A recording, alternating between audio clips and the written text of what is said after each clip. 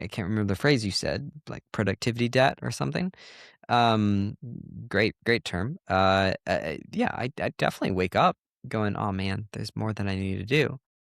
But the percentage is way lower, and now it's more in balance because, sometimes there are things we need to do, and it can be healthy to wake up with a sense of purpose or duty or need or, expectation sometimes. It just needs to not become your entire life, and so there's a lot of things, um, again, I mentioned this lesson 1, lesson 2 thing of, a lot of people learn lesson 1 of life and then make it their life strategy. Having expectations of yourself is useful.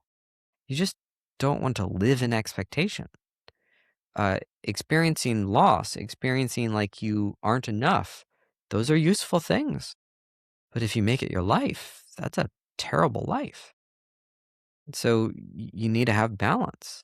And that requires us to experience a multiplicity of things and a balance of things and to bring ourselves continually into balance. And so it was a long journey that worked almost immediately, if that makes sense.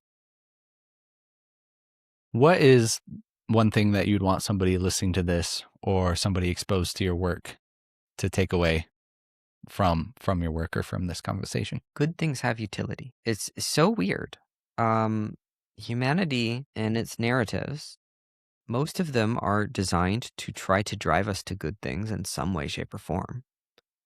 And religion uh, is based on aiming towards good to the best of its capacity, and laws and social norms, all of it, we're trying to aim towards good. But most of it is filtered through the frame of bad, right? It's filtered through the frame of don't be bad. But kind of like this idea of if you only know losses, then you can't know wins.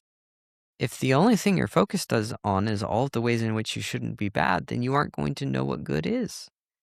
And you're just going to become a nothing burger.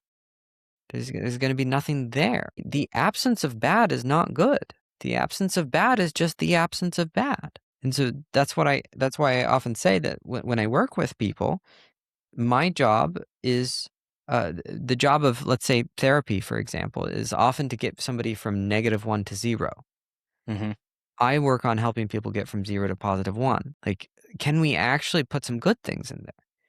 And that's if there was one thing I would say there's utility in consciously aiming towards good, not through processing all of the bad things and trying to avoid them, but trying to actually actively aim for, desire, want, act on good things on purpose, as Mm-hmm. opposed to living through the mental framework of avoiding bad. I think that's something that I personally really need to hear. I find myself, my wife's in second year med student, very busy.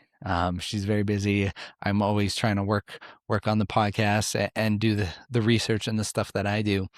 And I find myself, on the occasion where my wife and I are sitting together on the couch trying to watch a movie, seeing the lack of utility in this, like, oh, I could be reading, I could be taking notes for the next podcast, I could be, working on the thumbnail, I could be doing all this stuff versus appreciating the little time that my wife and I can have together and just the utility of sitting next to each other and being able to hold her and to be held.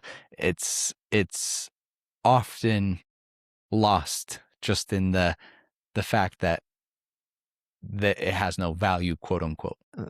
My woman and I are also incredibly busy, and we don't watch a lot of television. But we're watching a show right now, Foundation. It's really solid, Nice. good Yeah. stuff. Was it Um, Isaac Asimov?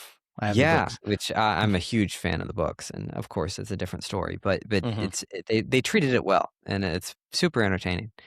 Um, but when we turned it on, we looked at each other and we went, "We're watching a TV show. This is so cool. Yeah. We don't normally do this." And we have it in a frame where it's a treat. Yeah. It's, this is so fun that we've gotten to this point where we can sit here and veg. This is like exciting. We're gonna actually do nothing? Yeah. And don't get me wrong, like, I feel lots of moments when I do nothing and the guilt pops up and stuff. But I just wanna share the good moments is that it can be framed a different way. And if you honestly don't feel good about watching the show or whatever the behavior is, that's, of course, just an example, then how do you just replace it with something that you would feel good about?